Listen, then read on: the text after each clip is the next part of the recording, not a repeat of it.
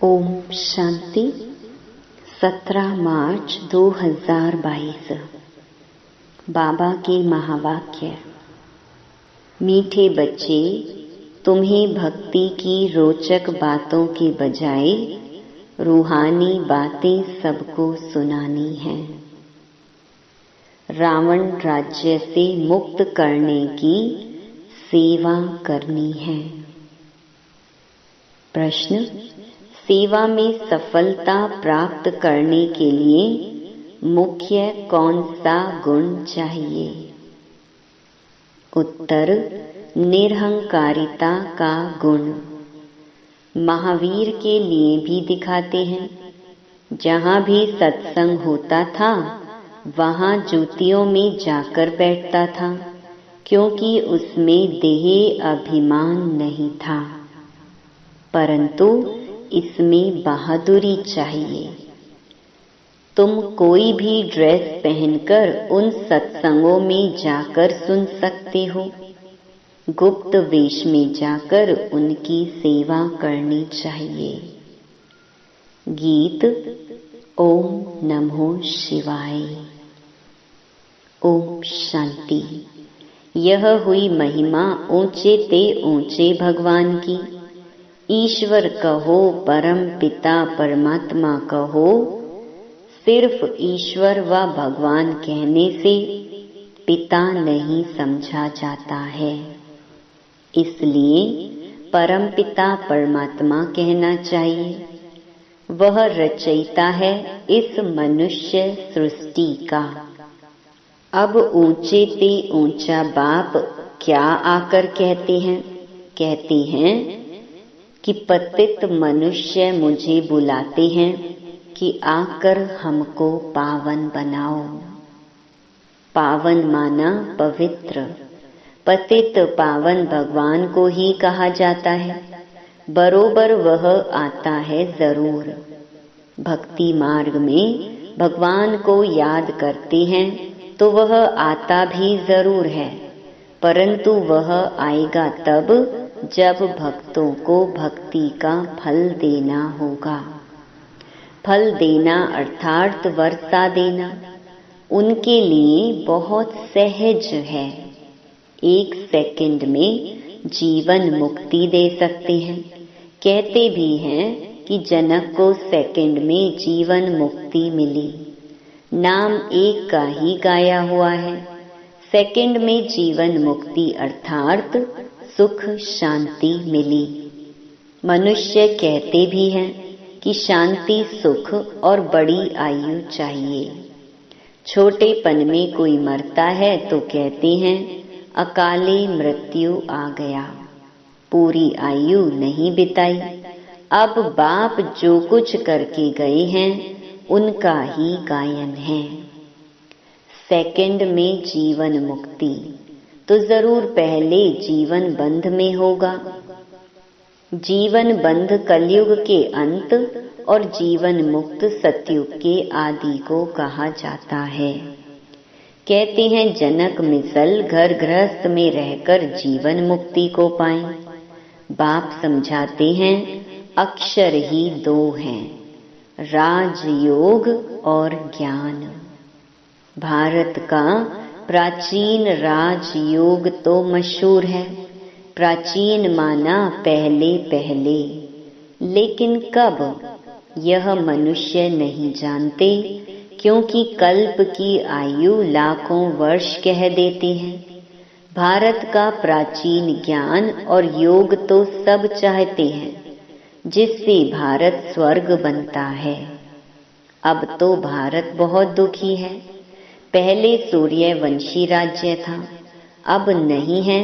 फिर उनको याद करते हैं कि वह राजयोग और ज्ञान किसने दिया था, यह नहीं जानते। नहीं तो बाप से वर्षा लेने में बच्चों को कोई भी तकलीफ नहीं। बाप का बने तो वर्षे के लायक बने। फिर भी माता पिता टीचर की शिक्षा मिलनी होती है। मुक्ति का भी वर्षा चाहिए, इसलिए गुरु करते हैं। परंतु जीवन मुक्ति तो कभी कोई दे नहीं सकता। जब जीवन बंध का अंत हो, जीवन मुक्ति की आदि हो, तब ही फिर जीवन मुक्ति देने वाला आए। मनुष्यों ने सिर्फ सुना है कि सेकंड में जीवन मुक्ति अथवा सेकंड में रावण राज्य से राम राज्य, पतित से पावन, परंतु कैसे सो नहीं जानते। बाप तुम आत्माओं से बात करते हैं, ये है रूहानी शिक्षा जो सुप्रीम रूह देते हैं।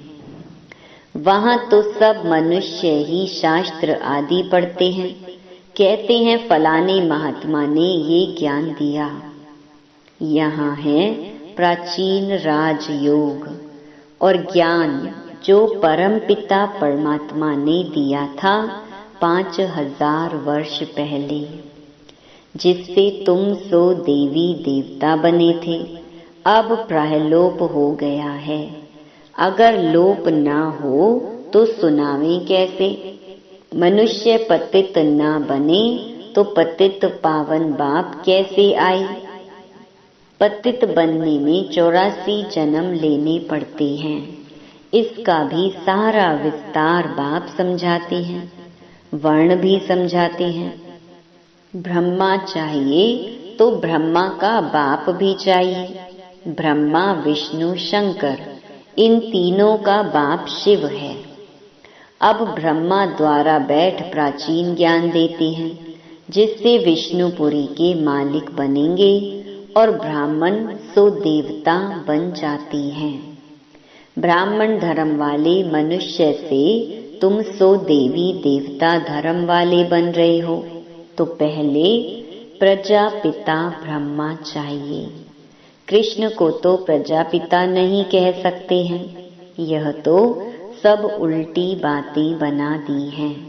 कृष्ण को इतनी रानियां बच्चे आदि थे, यह है भूल। वास्तव में बच्चे हैं ब्रह्मा को, ना कि कृष्ण को। ब्रह्मा ही कृष्ण बनते हैं। बस इस एक जन्म की उथल पाथल ने मनुष्यों को मुंझा दिया है।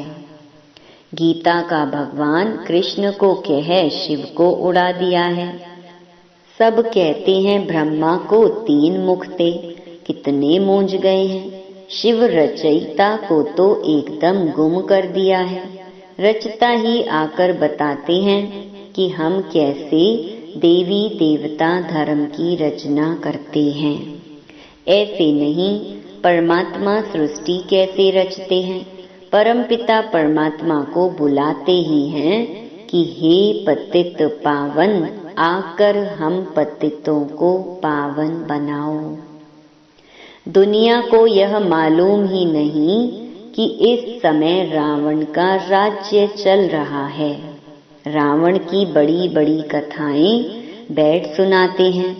इसको कहा जाता है भक्ति की रोचक बातें, और यह है रूहानी बातें। इस समय सब सीताएं अथवा भक्तियां रावण की कैद में हैं और रावण राज्य में बहुत दुखी हैं। अब सबको रावण राज्य से मुक्त कराना है। अब बाप आया है, कहते हैं बच्चे तुम्हारे 84 जन्म अब पूरे हुए, अब वापस चलना है। मुझे ही बुलाते थे कि दुख हरता सुख करता आओ। ये मेरा ही नाम है। कलयुग में है अपार दुख, सतयुग में है अपार सुख। फिर से तुमको सुख का वर्षा दिलाने अर्थ फिर से तुम्हें राजयोग और ज्ञान सिखला रहा हूँ। ये पुरानी दुनिया विनाश हो जाएगी। मनुष्य तो विनाश से बहुत डरते हैं, समझते हैं ये आपस में लड़े ही नहीं तो शांति हो जाए। फिर इतने अनेक धर्मों में शांति कैसे होगी।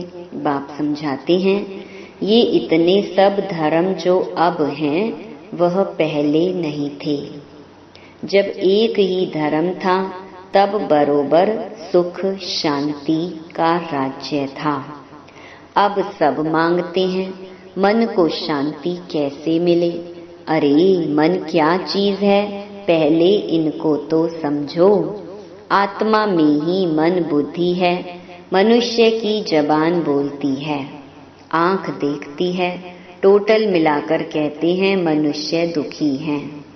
किसको भी समझाना बड़ा सहज है कि बाप को याद करो और वर्षे को याद करो, फिर झाड़ और ड्रामा की समझानी भी देनी पड़े, जिसके लिए यह चित्र बने हुए हैं।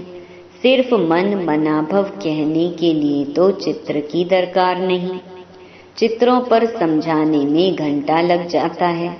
प्राचीन राजयोग भगवान ने सिखलाया और राजाई मिल गई, फिर कोई मनुष्य थोड़े ही राजयोग सिखलाएंगे। बाप और वर्षे को याद करो तो ठीक है, परंतु यह डिटेल जब तक किसको समझाए नहीं तब तक बुद्धि नहीं खुलेगी, सृष्टि चक्र को समझ नहीं सकेंगे। जब कोई ड्रामा देखकर आते हैं तो वह बुद्धि में आदि से अंत तक घूमता रहता है। कहने में तो सिर्फ इतना ही आएगा कि ड्रामा को देखकर आए हैं। तुम भी कहते हो हम इस ड्रामा को जानते हैं, परंतु डिटेल तो बहुत है। बाप से सुख शांति का वर्षा मिलता है, फिर बुद्धि में चक्र भी है। 84 का चक्र जरूर घड़ी घड़ी याद करना है। ये ज्ञान ब्राह्मणों को ही मिलता है जो फिर देवता बनते हैं। ब्रह्मा सो विष्णु, फिर विष्णु सो ब्रह्मा। तुम जो देवी देवता थे, पुनर्जन्म लेते लेते फिर आकर ब्राह्मण बने। हद का बाप तो सिर्फ उत्पत्ति पालना करते हैं, विनाश तो नहीं करेंगे। विनाश अर्थात सारी पतित दुनिया ही ना रहे। सारे रावण राज्य का ही विनाश होना है, नहीं तो राम राज्य कैसे हो। वहां कभी रावण को जलाते नहीं। भक्ति मार्ग की कोई भी बात ज्ञान मार्ग में होती नहीं। तुम सतयुग त्रेता में प्रालब्ध भोगते हो, वह है ज्ञान की प्रालब्ध, इनको कहेंगे भक्ति की प्रालब्ध। अल्पकाल क्षण भंगुर सुख। पहले भक्ति अव्यभिचारी थी, फिर व्यभिचारी होते होते बिल्कुल ही दुखी बन जाते हैं। सद्गति दाता एक बाप है। यह तो समझाना है कि बाप और वर्षे को याद करो। याद किया और स्वर्ग की बादशाही मिली, फिर नरक में कैसे आए, ये सब बातें बैठ समझाई जाती हैं। अब तुमको सारे सृष्टि चक्र के आदि मध्य अंत का पता पड़ गया है, तो इस समय तुम त्रिकालदर्शी बन रहे हो। उनको तुम कहेंगे कि देवताएं भी त्रिकालदर्शी नहीं थे, तो कहेंगे तब कौन थे, क्योंकि संगम युगी ब्राह्मणों को तो कोई जानते ही नहीं। दिखाते हैं जहां भी सत्संग होता था तो हनुमान जाकर जूतियों में बैठ जाता था। अब ये बात महावीर के लिए क्यों कही है, क्योंकि तुम बच्चों में कोई देह अभिमान तो है नहीं। समझो सत्संग में कोई ऐसी बात निकल पड़े तो तुम कह सकते हो प्राचीन राजयोग और ज्ञान से सेकंड में जीवन मुक्ति लेना है तो फलाने के पास जाओ। समझाने वाला तो बहुत बहादुर निरहंकारी चाहिए, जरा भी देह अभिमान ना हो। कहाँ भी जाकर बैठे, टाइम मिल जाए तो बोलना चाहिए। मजबूत होगा तो भाषण आदि करेगा कि गृहस्थ व्यवहार में रहते कैसे सेकंड में जीवन मुक्ति मिल सकती है। परमपिता परमात्मा के सिवाय तो कोई दे ना सके, यह महावीर ही समझा सकते हैं। सुनने लिए मना नहीं है। गृहस्थ व्यवहार में रहते तुम बच्चे बहुत सर्विस कर सकते हो। बोलो राजयोग सीखना हो तो ब्रह्मा कुमारियों के पास जाओ, आगे चलकर तुम्हारा नाम बाला हो जाएगा, मेजॉरिटी हो जाएगी। अभी तो थोड़े हैं। भगाने का नाम भी बहुत है, कृष्ण ने भगाया। अरे भगाने की तो कोई बात नहीं, टीचर कब पढ़ाने के लिए भगाते हैं क्या? सर्विस करने वालों को तो बहुत विचार सागर मंथन करना है और बहुत बहादुर बनना है। अच्छा, मीठे मीठे सिकिलधे बच्चों प्रति माता पिता बाप दादा का याद प्यार और गुड मॉर्निंग। रूहानी बाप की रूहानी बच्चों को नमस्ते।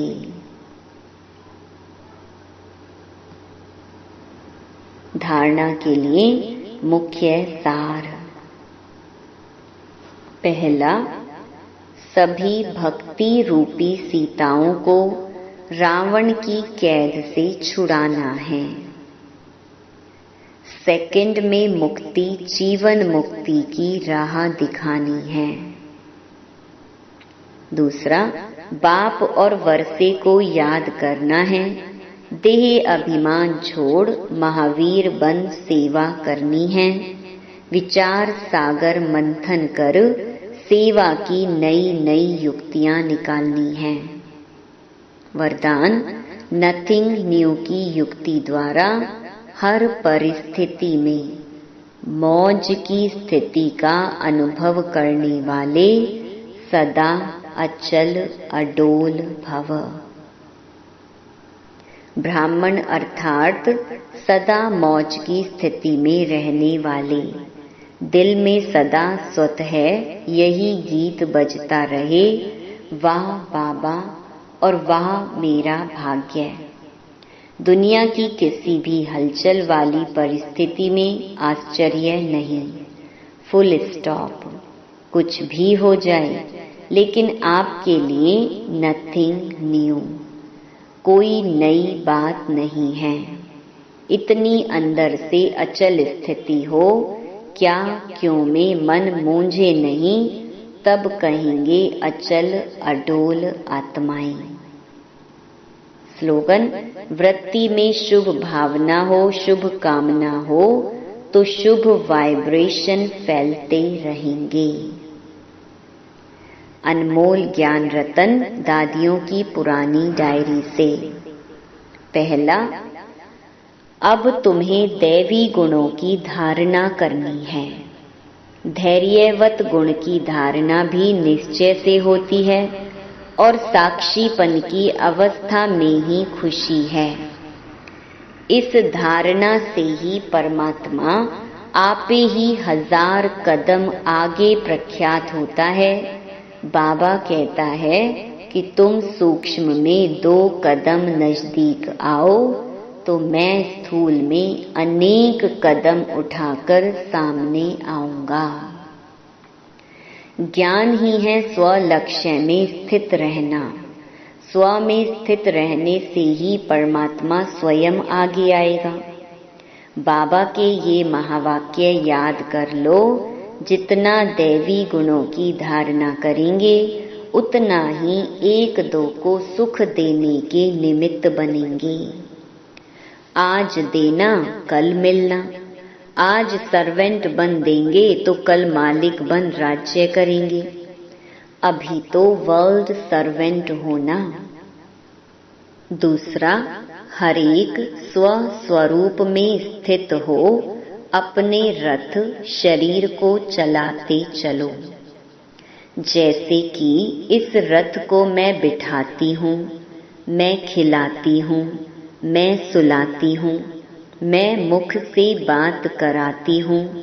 अगर मैं मुख से किसको दुख देती हूँ तो जैसे अपने ही स्व स्वरूप की इंसल्ट करती हूँ। तो फिर स्व संपूर्ण आत्मा कहती है कि हे जीव आत्मा, तेरे पर अफसोस है। ऐसे इंसान अथवा प्राणी में मैं शुद्ध आत्मा प्रवेश नहीं हूँ। स्व शुद्ध आत्मा जिस जगह है उस जगह पर अफसोस नहीं है, क्योंकि वह कभी भी किसको दुख नहीं दे सकता है।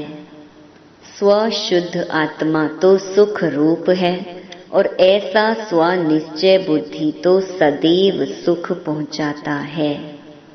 वह साक्षात मेरा स्वरूप है और जो अपने को स्व आत्मा निश्चय करते भी अन्य को दुख देता है, वह तो सिर्फ कहलाने वाला पंडित है, उसका असर दूसरों पर नहीं हो सकता है। अच्छा, ओम शांति।